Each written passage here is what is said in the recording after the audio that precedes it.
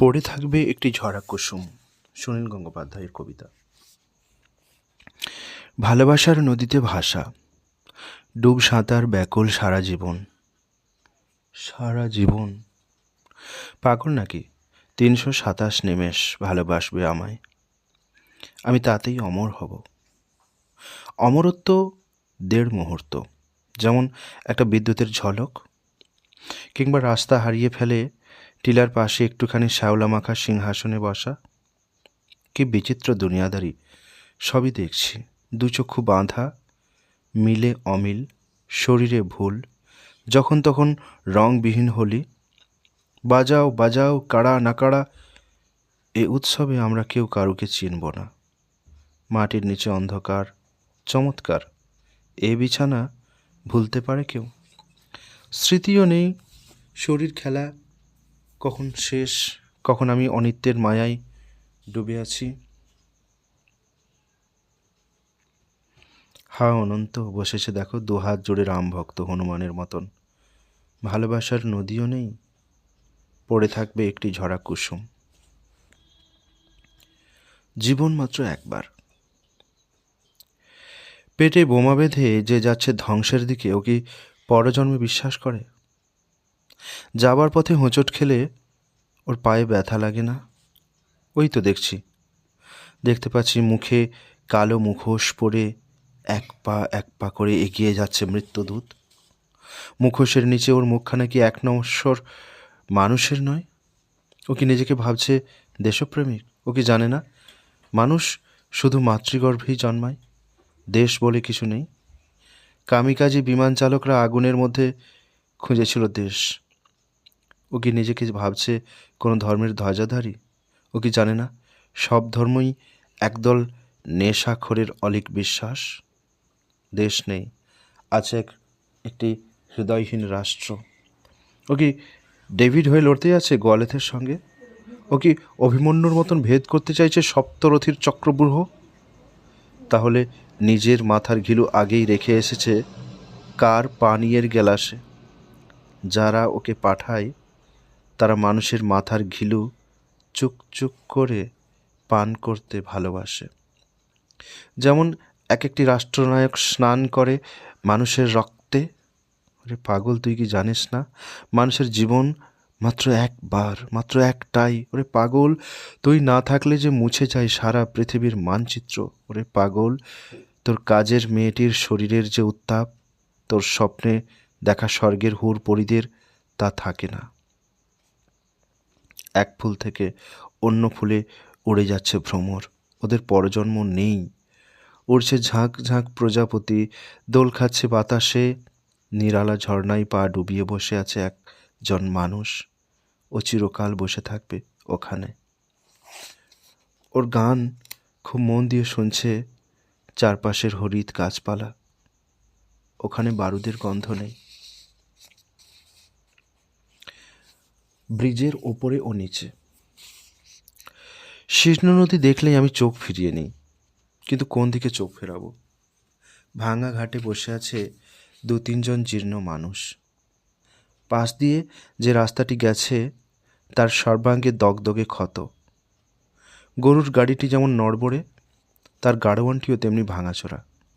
আর গরু দুটি শুধু কঙ্কালের ওপর চামড়া দিয়ে মোড়া।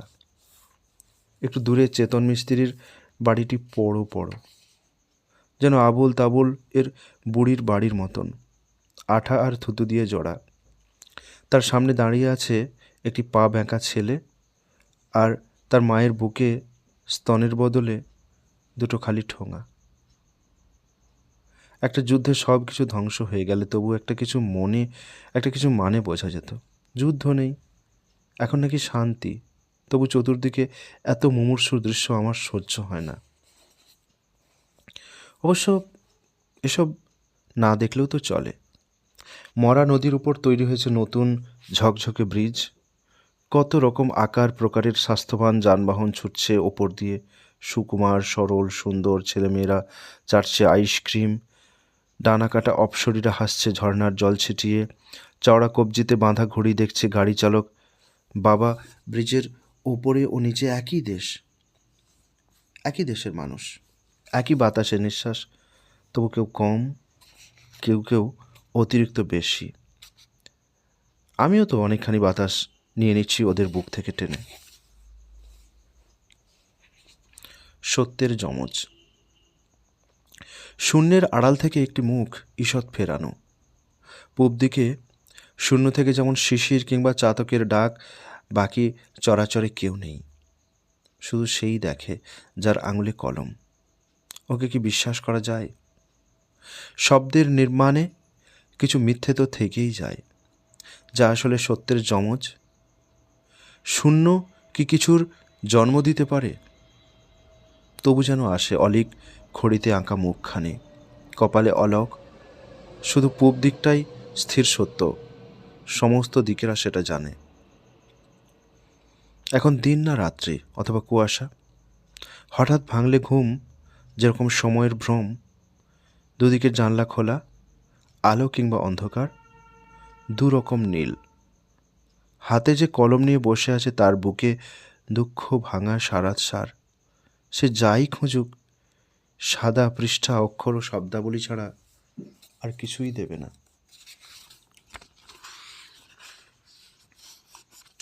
জ্যোৎস্না রাত, 1:35 এক নারী।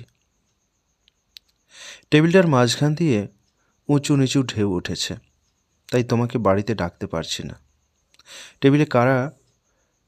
টেবিল কারা ঠিক করে দেয় তাও কি তোমার কাছেই জানতে হবে? যা, টেলিফোনটা হঠাৎ বোবা কালা হয়ে গেল আজ বিকেলে। মোবাইলটা তো চুরি হয়ে গেল পরশুদিন, কিংবা চোরকে দোষ দিয়ে লাভ নেই, আমি কোথাও ফেলে এসেছি। আচ্ছা, ওই ফোন কি জলের নিচেও শোনা যায়? সেদিনই বাড়িতে নিজেকে ফোন করলুম ওই নম্বরে, বাজলেও ঠিক। যেন প্রথমে কাদের জড়ামড়ি কণ্ঠস্বর, তারপর প্রবল জলস্রোতের শব্দ, তারপর একজন বোধহয় জলকন্যা বলল, পাতালপুরের দরজা যে খুলছে না। হ্যাঁ, সত্যি বলেছে এই কথা। সেই দরজা শেষ পর্যন্ত খুলেছে কি না তা আর জানা হলো না। আমার ঘাড়ে একটা বাঘ কামড়ে দিয়েছে, সেখানে এখনো রক্তের রেখা ভেসে ওঠে। তুমি আসবে না, না ডাকলে তুমি আসবে না। আমি বাথরুমে একা কাঁদি, খুব বিচ্ছিরি, খুব মলিন। না না, সে কান্না অবশ্য তোমার জন্য নয়, একটা গানের সুর ভুলে যাবার জন্য। কিন্তু নিজের বাঁ দিকের স্তনে হাত দিয়ে ফিসফিস করে বলি, এটা তোমার। আমার আঙুল তোমার আঙুল হয়ে যায়। এসব কথা বোধহয় লেখা উচিত নয়, তাই না? আমি কি করব? রাত্রির ঠিক 1:25 একটা সাদা পেঁচা উড়ে যায়। বারান্দার টবে এক থোকা রজনীগন্ধার পাশে দুটো জোনাকি। আমি শুধু পাতলা সবুজ নাইটি পরা, ব্রা নেই, প্যান্টি নেই, টবের সামনে হাঁটু গেড়ে বসেছি, যেন জোনাকি আলো কখনো দেখিনি। জ্বলছে, নিভছে, অদৃশ্য হবার খেলা দেখাচ্ছে। বৃষ্টির ফোঁটার মতন রজনীগন্ধার আসছে সুগন্ধ। যেসব দেশে তুষারপাত হয় না, সেসব দেশে জ্যোৎস্না অনেক গাঢ়। রাত্রির 1:35 বুক মুচড়ে সব মেয়েরই মনে হয়, কেন হারিয়ে গেল গত জন্মের দুটো ডানা।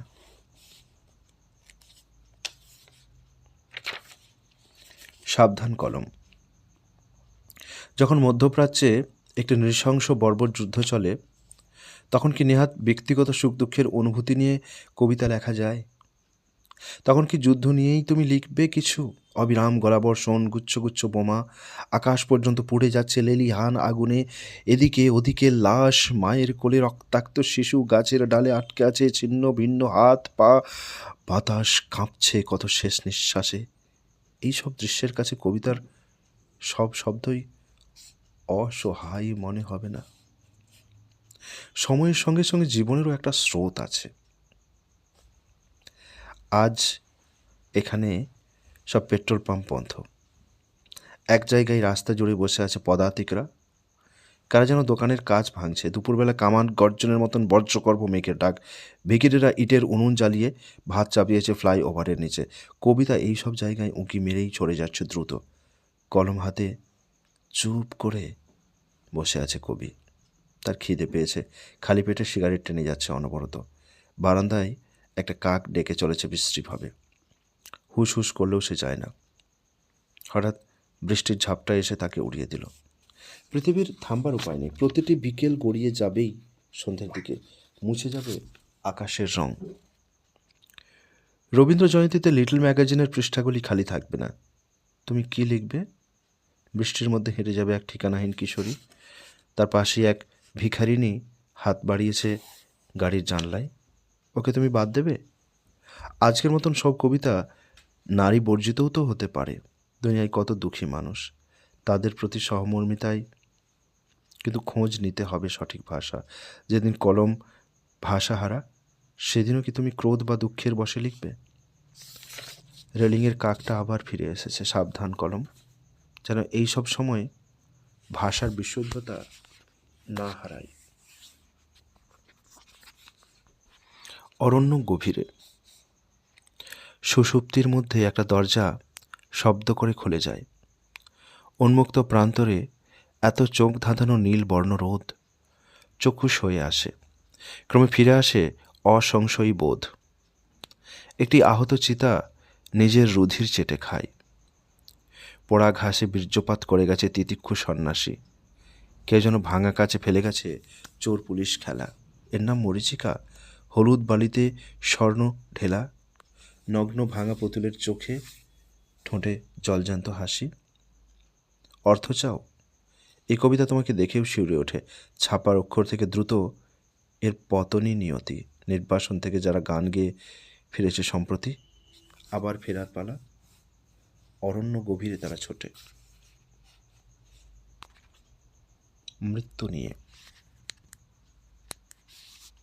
মৃত্যু নিয়ে দার্শনিকতাটা নিছকই ছ্যাবলামে। রাস্তা দিয়ে যেতে যেতে ক্লান্ত হলে বসে পড়া ভালো। একটা গাছের ছায়া পেয়ে গেলে অতি চমৎকার। না পেলেও ক্ষতি নেই। কালভার্টে পশ্চাৎ দেশ ঠেকিয়ে দিনে রাতে পল অনুপল নিয়ে কিছু লোফালোফি। সব দার্শনিকরাই এরকম শতাব্দীগুলিকে রূপ রস দিয়েছেন। বিছানায় রতি নিয়ে খেলা অকস্মাৎ থেমে গেলে অসমাপ্তি শেষ কথা নয়। মুখোমুখি নগ্ন শরীরে চেয়ে থাকা তারও নন্দনতত্ত্ব ছুঁয়ে থাকে শিল্প গরিমায়।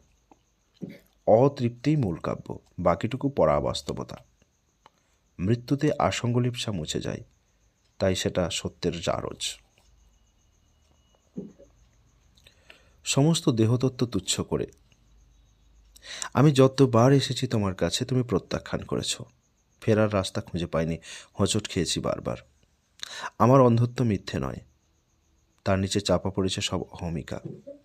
এক এক সময় অন্ধ হতে কী যে ভালো লাগে, তখন পোশাক থাকে না। অন্ধ সুড়ঙ্গের মধ্যে শিল্পের কলমে বীর্যে অক্ষরে কি জন্মায়নি কোনো মহাকবির কবিতা? একটা বাগানের পাশ দিয়ে রাস্তা, আমি বাগান দেখছি না। ছটা ছরকম পাখি দোল খাচ্ছে কদমের ডালে। যথেষ্ট হয়েছে পাখির উপমা। সমস্ত দেহতত্ত্ব তুচ্ছ করে তুমি বসে আছো নদীর ধারে, জলে পা ডুবিয়ে। এক ঝলক তাকানো মাত্র আমার চোখ ঢেকে গেল কুয়াশায়। এখন নারীর চেয়ে নদী বেশি টানময়ী। ডুব দিয়ে নীল গভীরতায় খুঁজি কবিতার বিদ্যুৎ লেখা।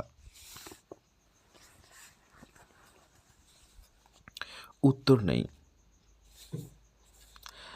আমি এখন কি করব বলতে পারেন? শুনিনি, শুনতে চাই না।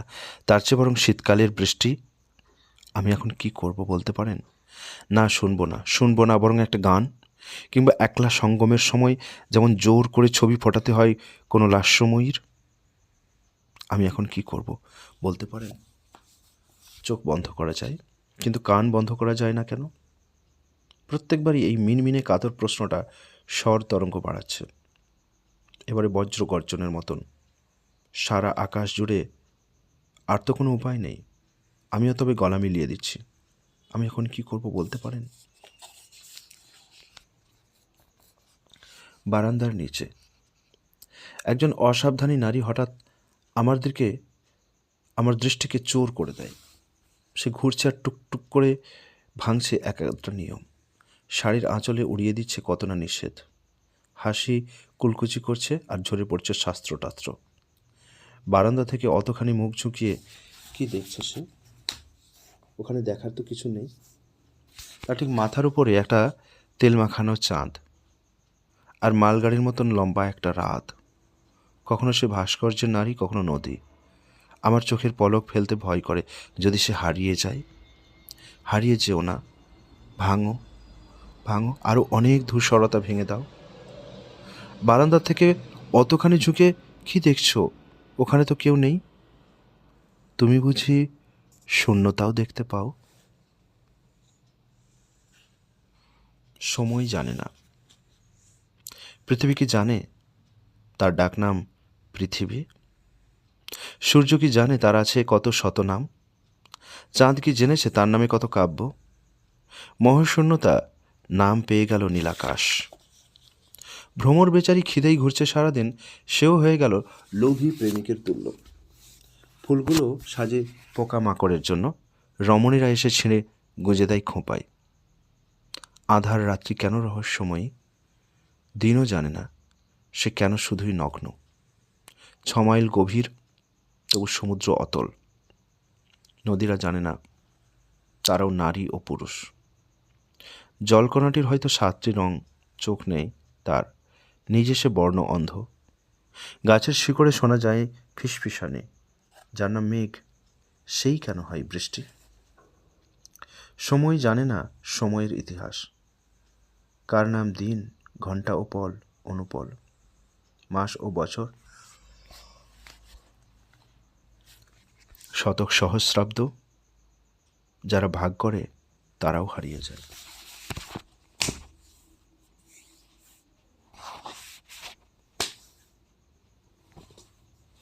বিন্দু বিন্দু উল্টো পাল্টা। এমন বৃষ্টি বৃষ্টি বৃষ্টি ভাল লাগে না। পরের বছর খরায় দেশের বাড়ল দেনা। তেমন একটা ভূমিকম্প কতদিন যে হয় না। কালো টাকায় গিনেরা সব গড়িয়ে যাচ্ছে গয়না। তাড়াহুড়ো। একটা জানলা বন্ধ ছিল, একটা জানলা খোলা। এদিকে কেউ মাথা ঠুকছে, ওদিকে পথ ভোলা। আলোর নিচে কালো ছুটছে, সবুজ মৃত্যুবান। ওরা শুধুই মরতে জানে, মৃত্যুতে খান খান। মরার আগে কেউ কি বলল দেখা হবেই আবার? এমন তাড়াহুড়োর মধ্যে প্রয়োজন কি যাবার? কেউ জানে না। দেশ হয়েছে স্বাধীন, এবার সবাই মনের সুখে লম্বা গোঁফে তা দিন। বোমা ফাটল দুম ফটাস, গোনাগুনতি 5টা। ফিকফিকিয়ে হাসে অশোক গাছটা। দেশ বিদেশে কত কি লোকে ভাববে, কেউ জানে না কি লেখা হলো উপন্যাসে, কাব্যে।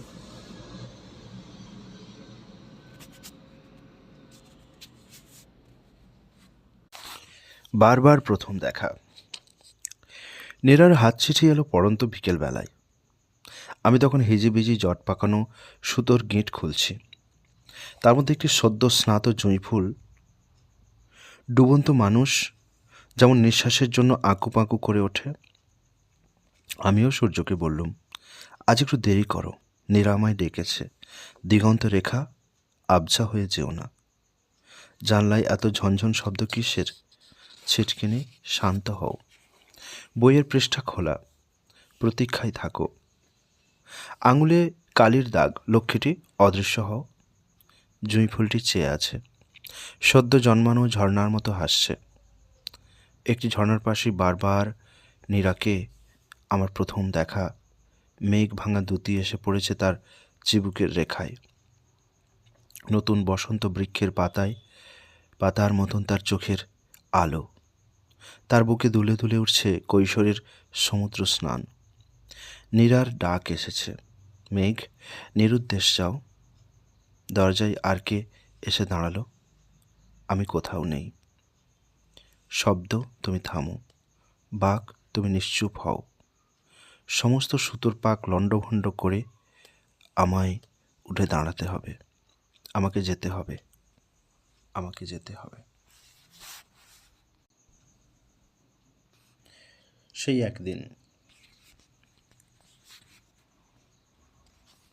একদিন গাছেরা মানুষের সঙ্গে কথা বলবে। লতা গুল্মে শোনা যাবে ফিসফিস ধ্বনি। দোপাটি ঝড়ের কাছে থেমে যাবে কিশোরীর হাত, ফুলগুলি খিলখিল করে হেসে উঠবে। একদিন সবাই জেনে যাবে মনে মনে, যার কাছ থেকে তুমি কিছু নাও তাকেও কিছু দিতে হবে। একটা দোয়েল পাখির শীষ শোনালে তাকে কিছু দেবে না? নদীকে একটা গান, মাটিকে দুফোঁটা চোখের জল, ভোরের সোনালি আলোকে আর কিছু না হোক অন্তত একটি প্রণাম। ঘণ্টায় ঘণ্টায়। মহাশয়, ঘণ্টিকির প্রথম সংখ্যাটি দেখলুম, অবশ্যই অতি পরিপাটি এবং প্রায় নিখুঁত। তবে ভয়ে ভয়ে একটা ছোট প্রশ্ন করি, অচিরে প্রলয়ে পৃথিবী কি ধ্বংস হবে? নচেত এমন কবিতার ঘনঘটা শব্দ উপমার ছটা যেন প্রাণপণ এখনই যা কিছু লিখে এবং ছাপিয়ে দুনিয়া কাঁপিয়ে দিয়ে চলে যেতে হবে, এই নব্য রীতি দেখে বড় ধাঁধা লাগে। নিবেদন মিতি। বৈজ্ঞানিকের বাজি। টাইটান উপগ্রহে কি প্রাণের সন্ধান পাওয়া যাবে? এক সরাইখানায় বসে বাজি ধরেছে কয়েকজন বৈজ্ঞানিক। কতদিন কতদিন, ততদিনে কি পৃথিবী থেকে নিঃশেষ হয়ে যাবে সব প্রাণ?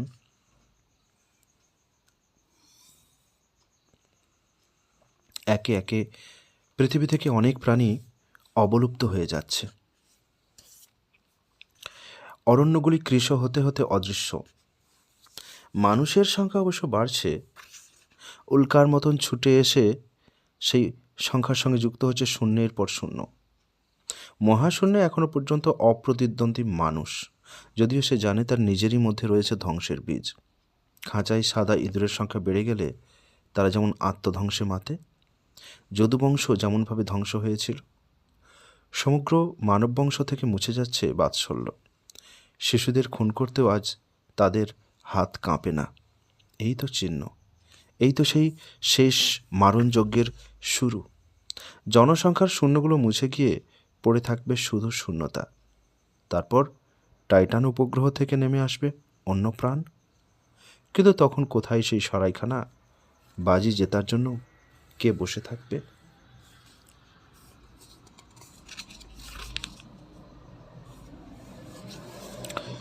কবিতা গ্রন্থ শ্যামবাজারের মোড়ের আড্ডা।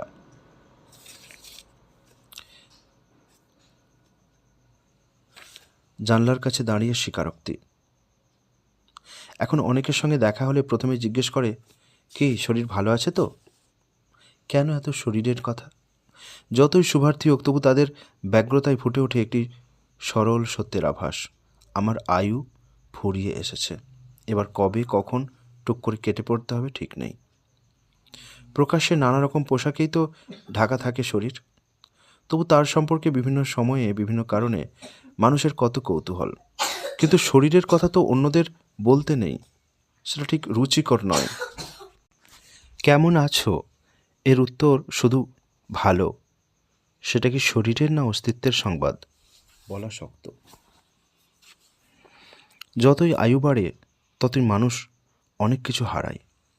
মাঝে মাঝে একলা জানলার ধারে দাঁড়িয়ে ভাবি সেই কথা। জীবনের যাত্রা শুরু যাদের সঙ্গে, তাদের অনেকেই আজ কোথায়? বাবা, মা, ছোট মাসি, কৈশোরের নর্মসঙ্গিনীরা, উত্তর জীবনের ঘনিষ্ঠ বন্ধুবান্ধব, যাদের সঙ্গে দেখা না হলে দিনটাই মনে হতো ব্যর্থ, তারা দূরে সরে যেতে যেতে মিলিয়ে যাচ্ছে দিগন্তের ওপারে। কেউ ফেলে গেছে একজোড়া চটি। মানুষটি অদৃশ্য।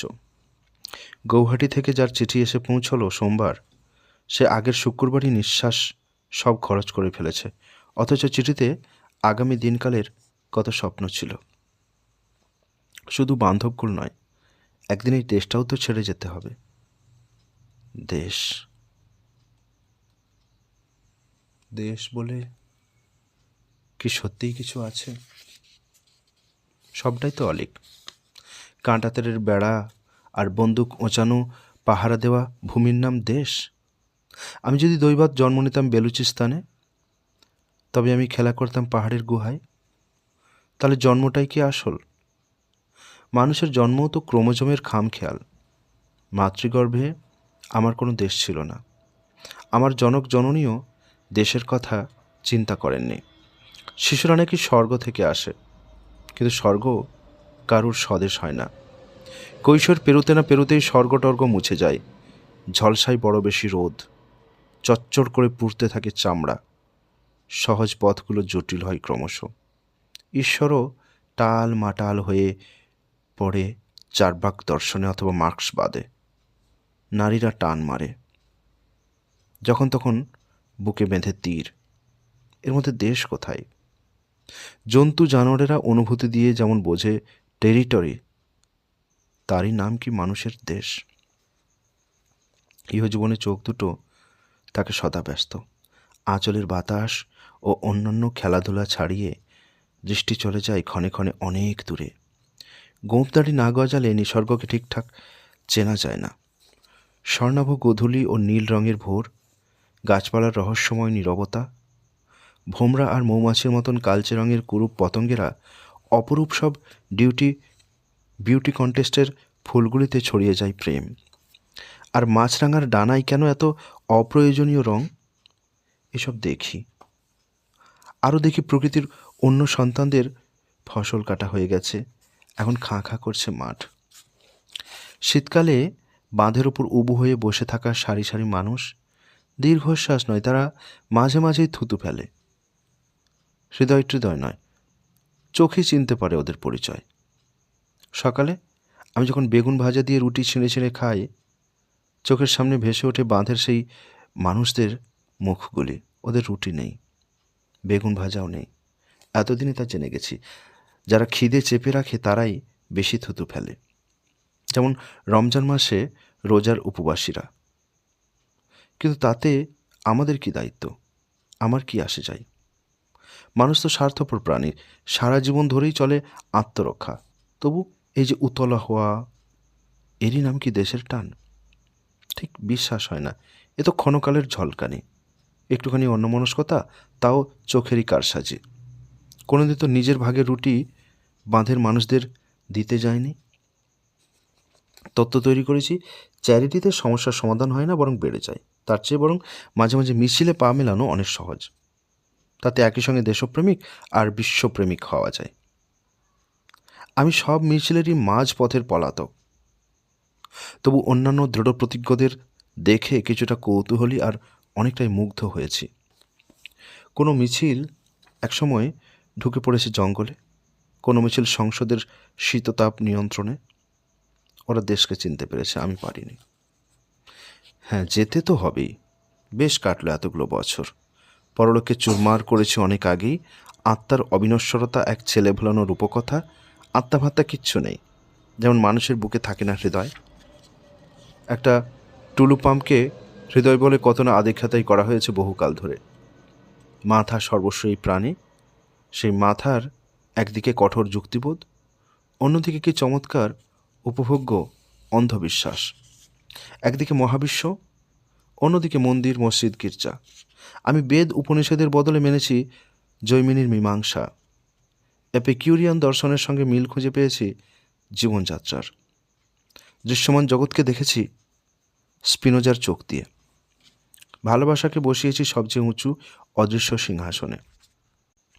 সেই ভালোবাসা শরীর সর্বস্ব, আবার শরীর বিরহিত। তবে ভালোবাসার মধ্যেও কি ছোটোখাটো মিথ্যে থাকেনি? সেসব মিথ্যে বাদ দিলে সব কাব্য সাহিত্যও তো তুচ্ছ। মিথ্যে আর সত্য কতবার জায়গা বদলা বদলি করেছে। যেমন অনেক উপভোগের মধ্যে থাকে দুঃখ, কত কান্নার মধ্যে আনন্দ।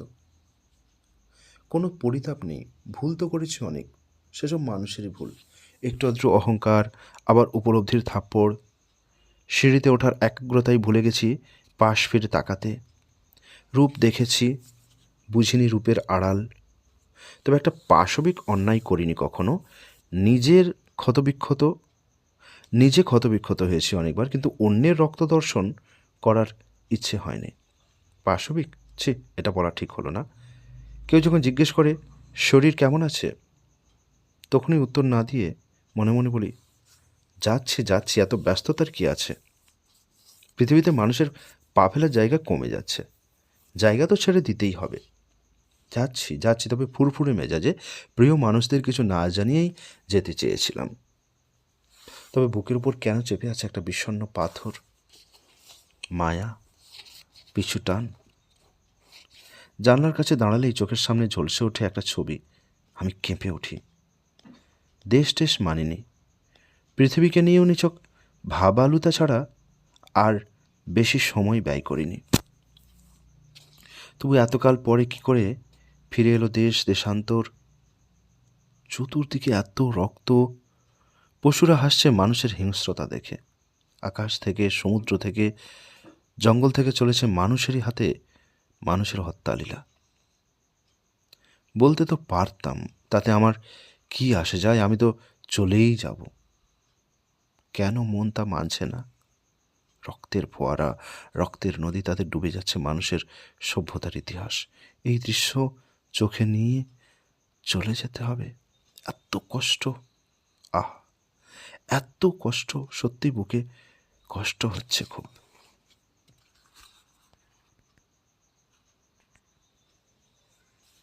চতুর্থ বাঁকের পর প্রথম বাঁকে একটা পাথরের সিংহাসন, তার উপরে একটা পল্লবিত দেবদারু। এখানে কেউ যোগ চিহ্ন দিয়ে লিখে গিয়েছে দুটি নাম। অস্পষ্ট হয়ে আসছে সেই নাম, চিহ্নও বদলায়নি তো। তারপর অনেকটা খাড়া চড়াই। নিঃশ্বাস যখন বেশ দ্রুত, তখনই দ্বিতীয় বাঁক। এখান থেকে দেখা যায় উপত্যকা, তার সর্বাঙ্গ ছোট ছোট ক্ষত। এই জায়গাতেও বিশ্রামের জন্য থামবার দরকার নেই। তুমি আমার হাত ধরতে চাও, এই নির্জনতায় কাঁধে হাত রাখো।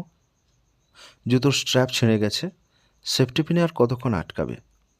ওপর থেকে যারা নামছে তারা চোখে চোখ ফেলছে না, অদৃশ্য হয়ে যাচ্ছে খুব দ্রুত। তৃতীয় ভাগে বসে আছে পিঠ ফেরানো 3 ছায়ামূর্তি। এক রাশ ঝরা পাতা, কয়েকটা নাড়া গাছ, কেউ ফেলে গেছে একটা হাত ভাঙা পুতুল। তোমার চোখে জল কেন? আর কেউ সঙ্গে আসবে না। তারা সবাই ছড়িয়ে গেছে দিগন্তের নানা প্রান্তে। শোনা যাচ্ছে অনেক কণ্ঠস্বর, দেখা যাচ্ছে না কারুকে। চতুর্থ বাঁকের কাজটা খুব পুরু, খুব সরু। খাদের দিকে তাকিও না, কে যেন বলেছিল। ঠিক এখানেই রিপু ভয়, তো এখানেই একবার বসতে হয়। তুমি আঁচলের বাতাস খাচ্ছ, আমার চোখে ঢুকেছে ধুলো। 2 ভাগ হয়ে যাচ্ছে পথ। তুমি কেন দূরে সরে যাচ্ছ? ডাক শুনতে পাচ্ছ না আমার? আমিও তোমার ডাক। এখানেও রয়েছে মরীচিকা, তার গোপন হাতছানি। তুমি ভুল করে অন্য পথটায়, কিংবা আমি পথ ভুল করেছি? কার কতটা ভুল, কে কার থেকে দূরে? এখানে উপত্যকার সব ক্ষত ঢেকে গেছে, ওড়নার মতন ছড়িয়ে আছে মাধুরী। বড় ভয়ঙ্কর, মোহময়। ইচ্ছে করে ঝাঁপ দিতে। দৌড়ে এসে কে কার হাত ধরল। আরও অনেকগুলো বাঁক, কমে যাচ্ছে আয়ু। তবু ওপরে যেতে হবে, আরও অনেক ওপরে। জয় করতে হবে শিখর, সে শপথ মনে নেই? পাহাড়ের রেলগাড়ি, এ যেন পাহাড়ের ওপর ওঠা রেলগাড়ি। খানিকটা এগোয়, আবার কিছুটা পিছিয়ে আসে। উপমা মানব সভ্যতা। কখনো তরতর করে বেশি উপরের দিকে উঠতে গেলে ভেঙে পড়ে যায় নিচে। উপমা মিশর, ব্যাবিলন। কখনো এক একটা ধ্বনি ওঠে, মানুষ হাতে হাত মেলায়, এ ওকে আলিঙ্গনে টানে বুকের কাছে। আধখানা শতাব্দী যেতে না যেতেই সেই সব হাত এ ঝলসে ওঠে ছুরি। কখনো জমাট পাথরের বুক থেকে বেরিয়ে আসে শিল্প অরণ্যে ধ্বনিত শব্দব্রহ্ম। আবার পাহাড় উড়ে যায় বিস্ফোরণে, বিকট দামমায় কানে তালা লাগে। কখনো সব কামরায় হুড়মুড় করে উঠে পড়ে টিকিট না কাটা যাত্রী। রাজতন্ত্রকে চিবিয়ে চুষে খায় গণতন্ত্র। আবার এক একটা যুগে গণতন্ত্রের পিঠে চাবুক কষায় 2-1খান নেপোলিয়ন আর হিটলার। কখনো সমস্ত মানুষের সুখ শান্তির প্রতিশ্রুতি স্বপ্নের একখানা ছবি হয়ে দোলে। আবার স্বপ্নের মতনই ভেঙে টুকরো টুকরো হয়ে যায় সেই ছবি। কখনো মানুষ হয়ে ওঠে নরদানব, তারা মানুষেরই রক্ত চাটে। কানাকড়িতে বিকয়ী মনুষ্যত্ব। উপমা ইরাক, প্যালেস্তাইন। তবু কি শোনা যায় কু ঝিক ঝিক শব্দ? রেলগাড়িটা আবার উপরে উঠবে, নাকি এখন মহাশূন্যযান, মহাশূন্যই পরম গতি। এসব লিখে চলেছি। আমি একজন দুঃখী মানুষ, সভ্যতার জার সন্তান। আজ আমার মন খারাপ, পাতালমুখী।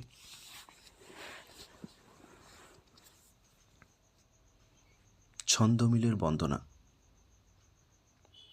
ছন্দে লিখতে চাইনি, তবুও শব্দ প্রণয়াবদ্ধ। এ ওকে দোলায়, আঙুলের দোষ, লেখনী স্বাধীন। শ্রীমতী, তুমি কি চাইলে ঝর্ণা কলমে ঝর্ণা জাগুক সদ্য? যদি তাই হয়, তারপরে আর মিল দিলেই বা কি ক্ষতি? ভয় হয় কেউ বলবে এমন পুরনো রীতির স্তোত্র, পাথরের গায়ে মানায় হয়তো, কিন্তু রক্ত মাংস। এসব কবিরা দাড়িওয়ালা সব প্রাচীন কবির গোত্র। রূপের আড়ালে ঢাকা পড়ে যায় শরীরের অর্ধাংশ।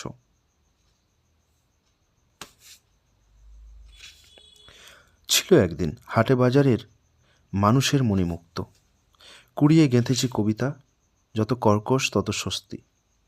তুই তোকারিতে শ্রীমতী যেদিন, অরুণ বর্ণ মুখ তোর, রাজপ্রাসাদকে বানিয়ে তুলেছি সব হারাদের বস্তি। ছন্দ মিশেছে জুতোর ধুলোয়, মিলকে দিয়েছে ফুৎকার। বেশি উপমার বাড়াবাড়ি হলে গিয়েছি শটান গদ্যে। চাঁদ বিলুপ্ত, যে কোনো সময় বর্ষণ হতো উল্কার। গুরু ও চাঁড়াল, চোর সন্ন্যাসী, মিশেছে বিষ ও মদ্যে। আজ কি শ্রীমতী উদাস লাস্যে সব কিছুকেই না মানা? সমুদ্র তীরে আমাকেও ভুলে আরও দূরে চলে যেতে চাও?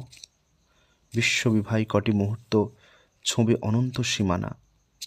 ছন্দমিলের এই বন্দনা সখী করতল পেতে নাও।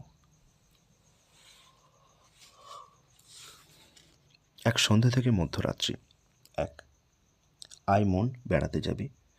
কল্পতরু গাছের অভাব নেই, চতুর্দিকেই চারি ফল ছড়ানো, কুড়িয়ে খেলেই তো হয়। কিন্তু মুশকিল হয়েছে, দুটি নারীকে নিয়ে বেড়াতে বেরোলে কখনো দুই রমণীকে সঙ্গে নিতে নেই। রামপ্রসাদ কি ভুলটাই না করেছিলেন। এক নারী একটু গায়ে গা ঠেকিয়েছে না ঠেকায়নি, অমনি অন্যটির মুখ ভার, সরে যাবে দূরে। আবার তাকে কাছে টানতে গেলে সে সজোরে দেয় ঠেলে। নিছক অভিমানে নয়, তার নামই যে নিবৃত্তি। ধর্ম আর অর্থ চিবিয়ে চিবিয়ে খাওয়া যায়, কিন্তু কাম তো তা নয়। তার লাগে প্রেম নামে এক ঝালমিষ্টি আচার। তখন যে তরুণীটি শরীরিণী হয়, তার নাম প্রবৃত্তি। তার লাশে এত মোহ, আমার এই এক জীবনে সেই মোহ থেকেই অতৃপ্তির শোধ হলো না। তাই চতুর্থ ফল মোক্ষটক্ষ নিয়ে মাথায় ঘামানো হলো না কখনো। বিশ্বাস করুন রামপ্রসাদ সেনমশাই, আমার এই লেখাটি এক পলকে পড়ে নিয়ে হাততালি দিয়েছেন সবুজ রঙের প্রকৃতি দেবী। আপনার মতন সাধকরা তো তাকে চিনলেনই না।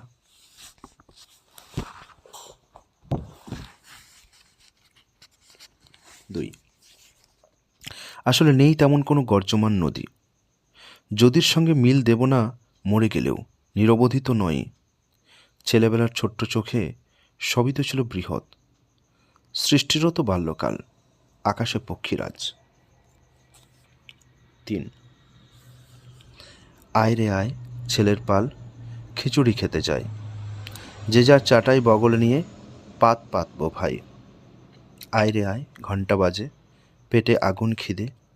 আমিনা দিদি লেবু চাই না, একটুখানি ঘি দে। পোড়া কপাল, ঘি খেয়েছেন বাপ দাদারা কবে? তেমন ভাগ্য তোদের ভাগ্যে আর কোনো দিন হবে? গরম গরম খেয়ে দেখ না, একটু একটু করে। বাঁধাকপির তরকারিটা আসছে একটু পরে। ছি ছি ছি ছি, দিদি রাঁধতে শেখেনি, খিচুড়িতে তেল দেয়নি, তরকারিতে চিনি। রাঁধতে শিখিনি যে তবু খেলি অনেক হাতা।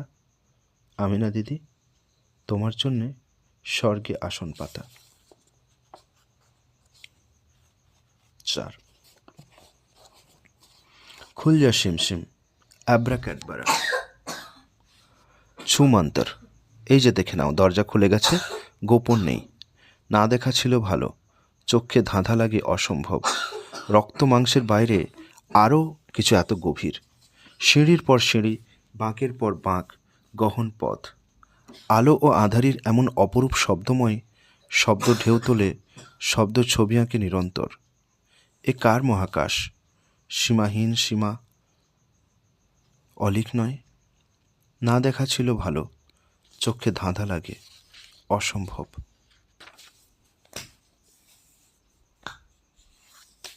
5 আমাদের গেস্ট হাউসের চাতালে উথাল পাথাল করছে একটা আলকে ওঠে। মাটি ছেড়ে সিমেন্টে এসে সাপটাই পড়েছে মহা অতান্তরে। আমরা ভয়ে এগোতে পারছি না, সে বেচারিও পালাবার পথ ভুলে গেছে। কে যেন চেঁচিয়ে বলল, ক্যামেরা ক্যামেরা। নিরাপদের ছেলে কালাচাঁদ ফিরে আসে হাতে দুধের ঘটি ঝুলিয়ে। ও খোকা, এখন আসিস না, দাঁড়া দাঁড়া, উঠোনে সাপ। 10 বছরের ছেলেটি যে আসলে বদ্ধ কালা তা আমরা ভুলে গেছি। কিংবা যার মনে আছে সেও ইচ্ছে করে চেঁচাচ্ছে। আমার মনে পড়েছিল, কিন্তু আমার হাতে ক্যামেরা। আমার তো অন্য দায়িত্ব নেবার কথা নয়। নিরাপদ কেন সিগারেট আনতে গিয়ে 1 ঘন্টার মধ্যে ফিরছে না? সব দোষ তার। 6 শুধু মাঠ, সবুজের ঢেউ, তবু কেন বুক কাঁপে? জন্মের পর কান্না, তা কি মনে পড়ে যায় অন্য মনস্তাপে? উদ্ভিদের মতো আমি মাথা তুলে উঠেছি এ ভূমি, জল কাদাই এই বাংলায়। ঝিনুক তোলার জন্য ডুবে গেছি অনেক গভীরে। বুলবুলি পাখির ডিম চুরি করে ফের রেখে এসেছি সে নীড়ে। পুকুরের জলে চাঁদ ডুবে যায়, আবার চকিতে ঠিক ভাসে। ঝড়ের সুগন্ধি আমি পেয়েছি যে কতবার পশ্চিমের উড়ন্ত বাতাসে। সবুজের বুক চেরা হাইওয়ে, গাড়ি থেকে নেমে আমি দাঁড়িয়েছি একা। কেন চোখে জল আসে? কেন মনে হয় আমি এই পৃথিবীর কেউ নয়? 7 শেষ কয়েকটি নিঃশ্বাস ফেলার আগে বাবা বললেন, আমি এবার বাড়ি ফিরে যাব। বাড়ি? কোথায় বাড়ি?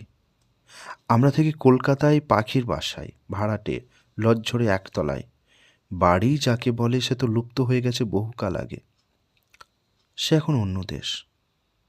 বাবা কি তবে রূপক অর্থে বলছেন, কিংবা স্বপ্ন দেখছেন স্বর্গের? এ সময় খুব মেপে মেপে নিঃশ্বাস খরচ করতে হয়।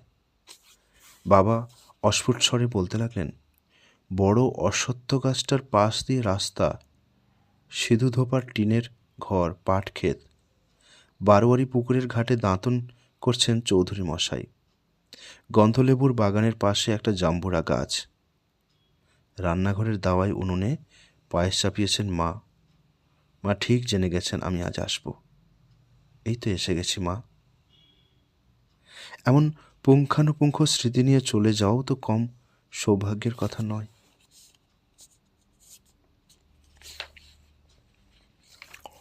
থমকে দাঁড়াবার অধিকার। হাওয়ায় কিসের যেন সুর। বাদল দিনের বাতাসও বোধ হয় শিখে নিয়েছে গোটাকতক রবীন্দ্রসঙ্গীত। এমন দিনে জানলার দিকে চেয়ে যে বসে থাকবো, তার কি উপায় আছে? দু কান ধরে টান মারছে বস্তু বিশ্ব। খবরের কাগজে চটচট করছে রক্ত।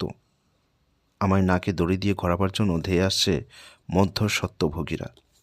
তুমি কবিতা লিখছ, তুমি কি পরিব্যাপ্ত সময় সম্পর্কে অন্ধ থাকতে চাও? অন্ধ হলে কি প্রলয় বন্ধ থাকে? পথে যেতে যেতে থমকে দাঁড়াবার অধিকারও হারানো যায়?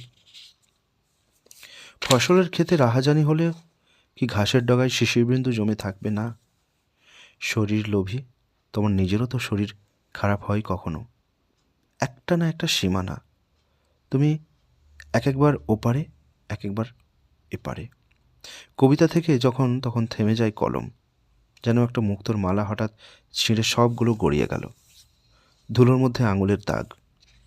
ওদিকে কোথাও জলের ছলছল শব্দ, কান্না নাকি কারোর আলতা পরা পায়ের ঘুঙুর। অসমাপ্ত কবিতা তাকিয়ে থাকে আমার দিকে।